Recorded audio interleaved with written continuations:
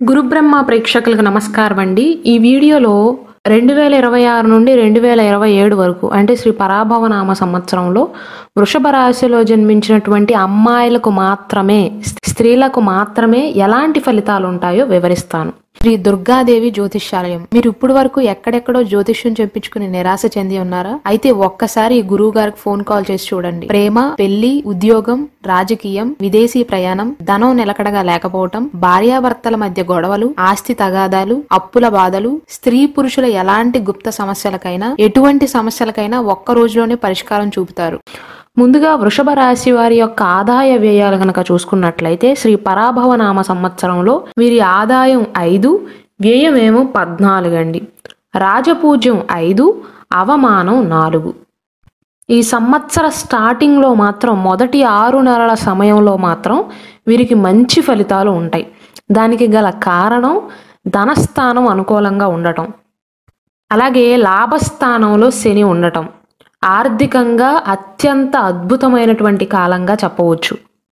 మీ సంపాదన పెరుగుతుంది, అలాగే సంపాదించిన దానిని ఎక్కువగా పొదుపు చేయగలుగుతారు కూడా. కుటుంబానికి మీ వంతు మీరు ఆర్థిక భరోసాని ఇవ్వగలుగుతారు.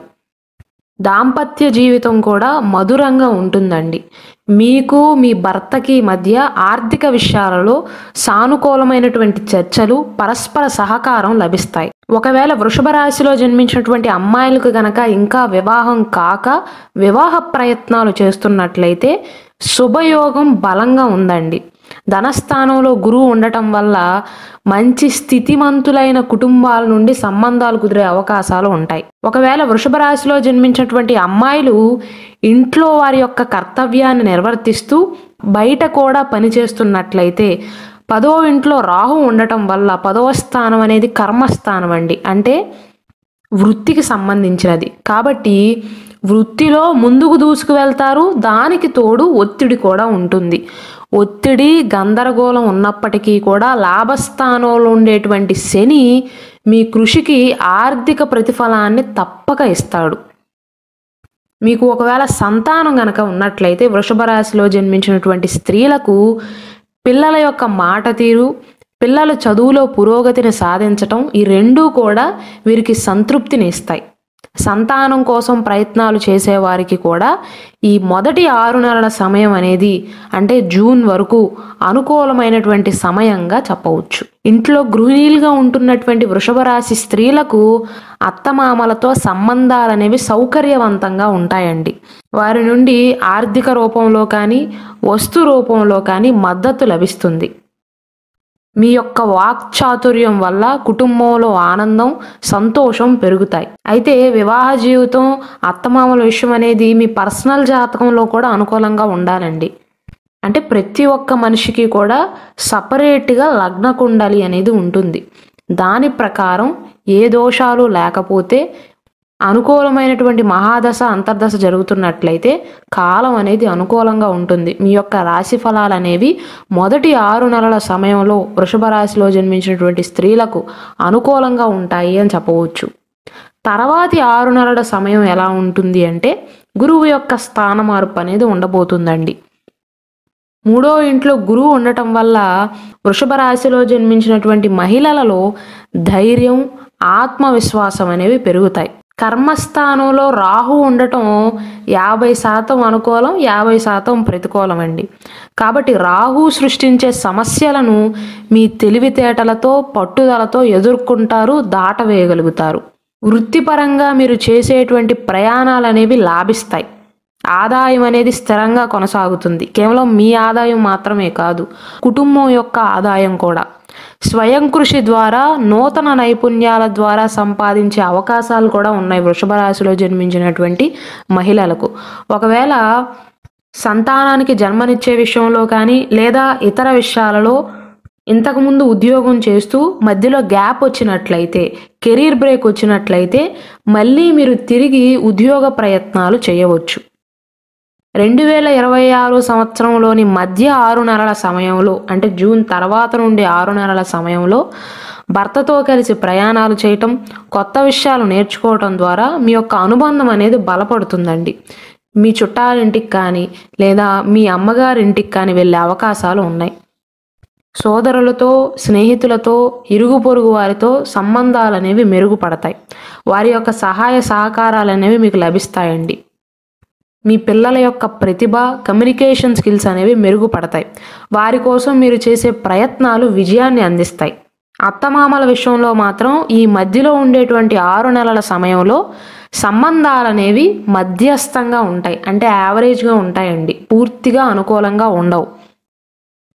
మీ భర్తతోనూ అత్తమామలతో కలిసి అంటే ఇంటిల్లపాది కలిసి ఎక్కువగా ఈ మాసాలలో ప్రయాణాలు చేసే అవకాశాలు ఉంటాయి. అయితే వృషభ రాశిలో జన్మించినటువంటి మహిళలు గుర్తుంచుకోవాల్సినటువంటి అంశం ఏంటంటే 10వ ఇంట్లో రాహు ఉన్నాడు కాబట్టి 4వ ఇంట్లో కేతు ఉంటాడు. కాబట్టి తల్లిగారి ఆరోగ్యం విషయంలో శ్రద్ధ అవసరం. ఇంటి సౌకర్యాలపైనే ఎక్కువగా దృష్టి పెట్టవలసి ఉంటుంది. అంటే మీ పుట్టింటి పైన ఎక్కువగా బెంగ పెట్టుకోవటం కానీ, తల్లిగారి ఆరోగ్యం అనేది పూర్తిగా అనుకూలించకపోవటం కానీ, పాత రోజులు ఎక్కువగా గుర్తు రావటం కానీ, ఒకవేళ వివాహం కాక హాస్టల్స్లో కానీ పీజీస్లో కానీ ఎవరైనా ఉంటున్నట్లయితే ఇంటిపైన బెంగ పెరగటం, కుటుంబ వాతావరణంలో ఎత్తు పల్లాలు చూడటం జరగవచ్చు. ఇక అక్టోబర్ మాసం తర్వాత కనుక మహిళల యొక్క ఫలితాలు చూసుకున్నట్లయితే గురువు 4వ ఇంట్లోకి వచ్చేస్తాడండి. 4వ ఇంట్లో ప్రస్తుతం కేతు ఉంటాడు. కేతుతో పాటు రాహువు కూడా అక్టోబర్ మాసం తర్వాత నుండి 4వ ఇంట్లో ఉంటాడు. 4వ ఇంటిని మాతృస్థానం అంటారు. అంటే గృహ సుఖానికి సంబంధించినది. ఇల్లు, వాహనాన్ని కొనుగోలు చేయటం కానీ లేదా నివాసాన్ని మార్చటం వంటివి జరిగే అవకాశాలు ఉంటాయి. 11వ ఇంట్లో శని ఉండటం వల్ల ఆదాయం అనేది నిలకడగా ఉన్నప్పటికీ కూడా 4వ ఇంట్లో గురువు కారణంగా ఇంటి అవసరాల కోసం కానీ, ఆస్తుల కోసం కానీ, వాహనాల కోసం కానీ, కేతు ఉండటం వల్ల తల్లిగారి ఆరోగ్యం విషయంలో కానీ పెద్ద పెద్ద ఖర్చులు చేయవలసి వస్తుంది. కాబట్టి అక్టోబర్ మాసం తర్వాత వృషభ రాశిలో జన్మించినటువంటి మహిళలకు ఆర్థిక ప్రణాళిక అనేది చాలా అవసరం అండి. ఎక్కువగా మీకు డబ్బు ఖర్చు అయ్యేది ఈ సమయంలోనే. 10వ ఇంట్లో రాహు యొక్క ప్రభావం అనేది ఈ కాలంలో అధికంగా ఉంటుంది. కాబట్టి ఇంటిని చక్కదిద్దుతోనే బయటికి వెళ్ళి పనిచేస్తున్నటువంటి మహిళలు ఎవరైతే ఉన్నారో ఉద్యోగంలో వారికి స్థిరత్వం అనేది లోపించటం, పని భారం పెరగటం, స్టెబిలిటీ అనేది తక్కువ అవ్వటం, ఈ ఉద్యోగాన్ని విడిచిపెట్టి వేరే ఉద్యోగాన్ని ఏదైనా చూసుకుందాము అనేటువంటి ఆలోచనలు రావటం జరగవచ్చండి. అలాగే భర్తతో కలిసి వేరే ప్రదేశానికి వెళ్దామనో లేదా కొత్త గృహాన్ని కట్టుకుందామనో ఇలాంటి చర్చలు కూడా జరగవచ్చండి. అత్తమామల నుండి ఆస్తికి సంబంధించినటువంటి విషయాలలో మద్దతు లభించవచ్చు. పిల్లల చదువు సౌకర్యాల కోసం మీరు ఎక్కువగా ఖర్చు చేస్తారు. ఈ సమయంలో వారి భవిష్యత్తు కోసం పెద్ద పెద్ద పెట్టుబడులు పెట్టే అవకాశాలు ఉంటాయి.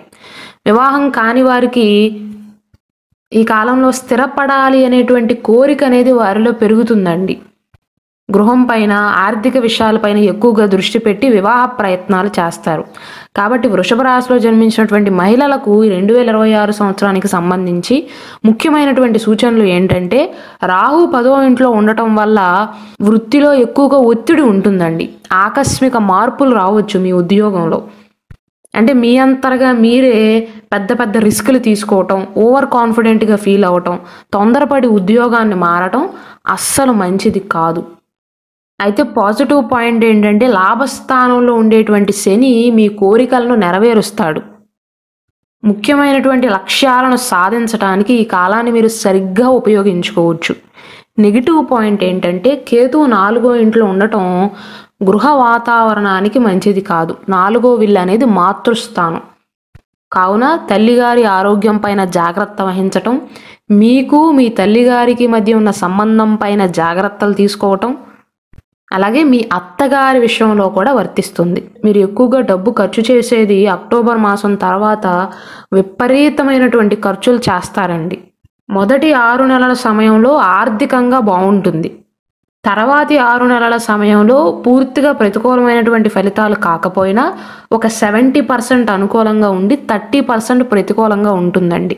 కానీ గురువు 3వ స్థానంలో ఉండటం వల్ల మీలో ధైర్యం, ఆత్మవిశ్వాసం అనేవి పెరుగుతాయి. అలాగే పిల్లలు ఎక్కువగా అల్లరి చేయటం వల్ల చదువు విషయంలో ఎత్తు పల్లాలనేవి సాధారణం కాబట్టి ఎప్పుడైనా వారికి తక్కువ మార్కులు వచ్చినా పిల్లల గురించి ఎక్కువగా ఆందోళన చెందటం, వారి భవిష్యత్తు గురించి బెంగ పెట్టుకోవటం, ఓవర్ థింకింగ్ చేయటం ఇలాంటివి కూడా జరిగే అవకాశాలు ఉన్నాయండి. కాబట్టి వృషభ రాశిలో జన్మించినటువంటి మహిళలు గుర్తుంచుకోవాల్సింది ఏంటంటే ఈ సంవత్సరంలో మీ శారీరక ఆరోగ్యం అనేది బాగానే ఉంటుంది. అయితే ఈ అనవసరమైనటువంటి ఆందోళనల నుండి బయటికి రండి. అక్టోబర్ తర్వాత ఆర్థిక వ్యవహారాల విషయంలో ఖర్చులు చేయకుండా జాగ్రత్తలు తీసుకోండి, సరిపోతుంది. ఓవరాల్గా మీకు ఆదాయం తక్కువ, వ్యయం కాస్త ఎక్కువగా ఉన్నప్పటికీ కూడా అనుకూలమైనటువంటి సంవత్సరంగానే చెప్పవచ్చు. 4వ ఇంట్లో ఉండేటువంటి కేతు విషయంలో మాత్రం జాగ్రత్తలు తీసుకోండి.